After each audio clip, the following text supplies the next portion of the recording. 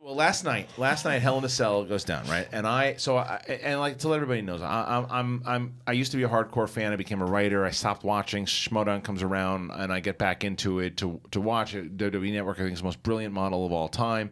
And I watch a lot of the pay-per-views now. I skim through Raw and SmackDown to kind of keep myself up on what's going down. Well, when you have the network, you might as well watch the pay-per-view because it comes with it. So it's like, it's not $50 anymore. Yeah, and it's fun, and they're fun to watch. And I actually, it does the stuff that I feel that WWE is missing, and it's the matches, the overall matches, the like to putting in the work to showing really. It only happens on the pay-per-views now because I think that Raw and SmackDown have turned into action cartoons now.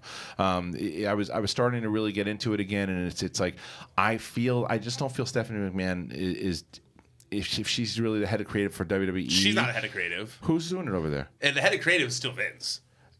No, he's 100% the head of creative. You know better than I do. 100,000% the head of creative. Yeah. All right. Because Triple H, what he's doing over at NXT, that reminds me of old school wrestling. Yeah. That to me reminds me of stuff that they used to do that I think that they should take a page from him and keep doing that. Yes. But I don't think Stephanie's involved in the creative process at all anymore. I think she's just part of like the the other side of things, like the business side of things, like the outreach stuff. So it's all Vince running stuff. Yeah. Oh yeah, dude. Vince. I thought he took a step down. Robot, dude. All right. So this thing last night, for the matches that I saw, I dug. The story stuff I did not. The stuff as far as matches went, I thought the matches were good. So and it's gonna be spoilers for you guys if you haven't seen it. So Becky Lynch wound up taking the championship from Charlotte Flair. One of the best matches I thought so far. I don't care about what people are saying about the ending. For me, what I thought was good about that match was that that Becky Lynch, they turned her heel. I thought she was so goofy as a face, and I thought it was so dopey to watch her. Like, and now they turned her into this heel, and I think she's got her personality. She's got a chip on her shoulder, and I think she's going to go over more. Let her keep the title, though. Oh, absolutely.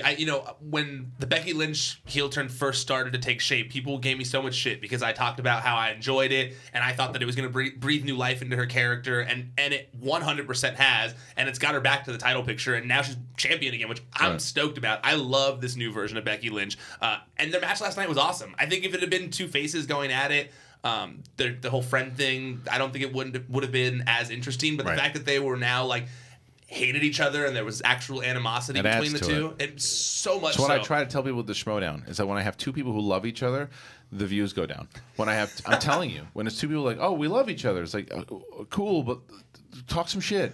And that's what I've tried to tell people that. That's the whole reason that Andrew Guy is so big right now. He's the best. Yeah. So, but anyway, so that she takes the title. Now, one of the reasons I say I want her to hold the title because one of the things that I loved so much as a kid was when you get those dominant champions and once you hold on to the belt, it means more for the championship and the stake of it. And I think that's what they've done so brilliantly with AJ Styles.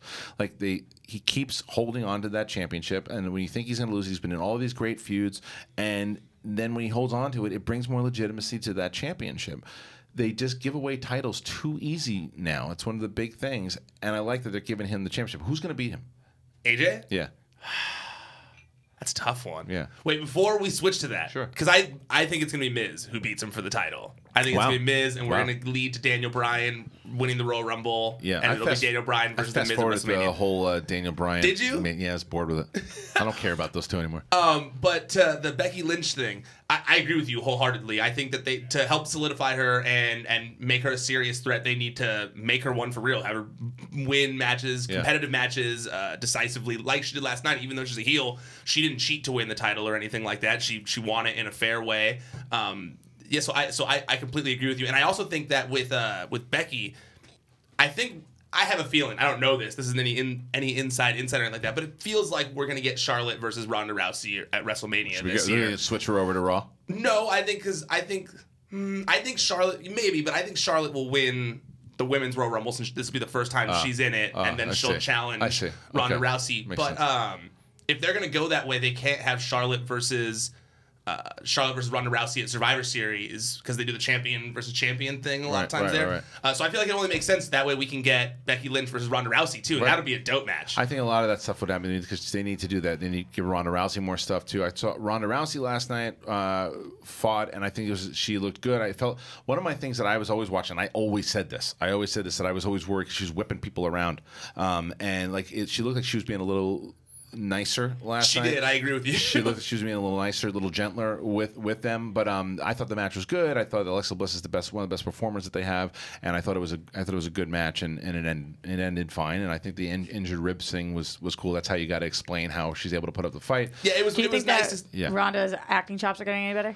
When it comes to in-ring stuff, 100%. No, I never had a problem with her in-ring stuff. Her in-ring stuff works. It's like she's still, there was this really silly moment though last night. So Alexa, I loved this part. So Alexa, you know what I'm talking about? Yeah, so Alexa Bliss has her, and she's over, and she's like, "I got you now, Ronda." And Ronda stands up, and Ronda looks at her and goes, "Arr!" and like growls in her face. And I was like, "That is stupid." You liked it? I only liked it because she like went. It was so stupid. And then she like grabbed her and power bombed her, Yeah. and I was like, "Whoa, That was cool. Ronda's power bombing Yeah. people now." So like I liked it because it added like a wrinkle in her character. Yeah. It's similar to like when Hulk Hogan hulks up. It was I like like that. that she's kind of got like her own little Ronda Rousey Hulk up moment thing. That So she's, you think it's going to be consistent and she's going to do that? She's kind of been doing that a lot. Not so much the like she last night, but she's had That's this a thing where she like gets up and kind of like does a Hulk out moment and then starts to like beat her chest like She's this. cracking herself in her own ribs. Yeah. But So anyways, I like it. I'm into it. The last thing I want to talk about though is that the majority of this stuff I found was fine. The end, you can have this conversation over and over and over again about Roman Reigns, that he shouldn't be champion. They're over pushing him. They're doing this, they're doing that. And he's got this fight with Braun Strowman, and Braun Strowman's got to work on his telegraphing of, now I'm going to throw you into the wall. You can hear him. You can basically see him. And now I want to make sure you reverse it. You can hear him. It's like, stop. So here's this fight. And now the members of the Shield come out, and then Ziggler and his buddy come out, and they're fighting on top of the cage, and it's all cool, it's crazy. Then the stupidest moment of the whole night happens. Seth Rollins, who I love, I think he's a good wrestler. He's back with Ziggler, and they're fighting each other. And they look down in the back, and they go, "Okay, we're about to fall off the thing now. And we're going to telegraph this and let everyone know that this is basically telegraphed and make it not look organic. Now, ready? Punch each other. Now, jump, whee!" And they fall, and they go into the table, and it takes away the impact of holy shit because it looked so staged. And like, obviously, well, that's what wrestling is. Yeah, but it's like Mick Foley didn't look it. No. They threw that motherfucker off by the seat of his pants. He went flying off the stage. Even Shane's elbow through it Yes. didn't look like fake. The Kevin Owens stuff like, that Shane did recently. This one looked bad. I'm with you. And there's been a lot of that. They've done that spot many a time, like with cage matches and Hell in a Cells or whatever. And I don't love it, but this one was one of the worst. And Dolph Ziggler and Seth Rollins are both really good wrestlers, but you're right. To me, it had the same vibe. Telegraph to it. cheesy. And the last thing though, then they have Brock Lesnar. He shows up. And I don't have a problem with him beating the shit out of both these guys. He shows up. They say he's not getting a title shot ever again. He beats the crap out of both these guys. And then they call it a no contest. Yeah. It's like it's in a cage. Anything can happen. Not even Let a cage. them fight. It's a Hell in a Cell match where literally everything is supposed to be like on the table. Like everything goes. Right. There's no holds barred. Right. Like there's literally a no contest makes absolutely no sense in a Hell in a Cell match. Bad writing. Yeah. Bad writing. Very bad writing. And okay, I will say this though. I enjoyed all the Brock stuff. But I just didn't enjoy the no contest. Like, if it had just been ended and then Roman put his arm over Braun and and he'd pinned him and it ended like that, I think I would have felt a little bit better with it. But yeah, ending in a no contest, a Hell in a Cell match just didn't make any sense. Also, did Mick Foley factor into that match Not really, at all? at Like, all. what, I get they were hyping his special that was after the pay-per-view, but like... But still, they should have incorporated him a little bit more. But some way, shape, or form. But anyway, so I wanted to thank you for coming in and talk about the Hell in a Cell. So Ryan and John Roca will be breaking this down in depth. No, I don't know if we're gonna do a full breakdown. Oh, you're tonight. not gonna do a recap yet? I didn't schedule one, so I don't know if there's time. Okay. I was doing the Bola stuff, so I really have to get back to the website. You'll be talking about referencing it in your other shows too. Oh yeah, no, we're gonna talk about all these things on the Yeah. Raw recap that we do. We do Raw and SmackDown recaps every week on the YouTube channel for Wrestling Sheet. It's youtube.com/c/Wrestling Sheet. Yes. We also got the Wrestling Sheet Radio every week where we break down the top stories of the week. We've got a Wrestling Sheet Radio feed that you can find on Podcast One and the iTunes, where we've got a bunch of other shows as well. There's Best of the Rest, talks about all the indie wrestling that's going on. There's also Top 5 with Kevin and James, a bunch of stuff. So go check out all the different audio and video feeds.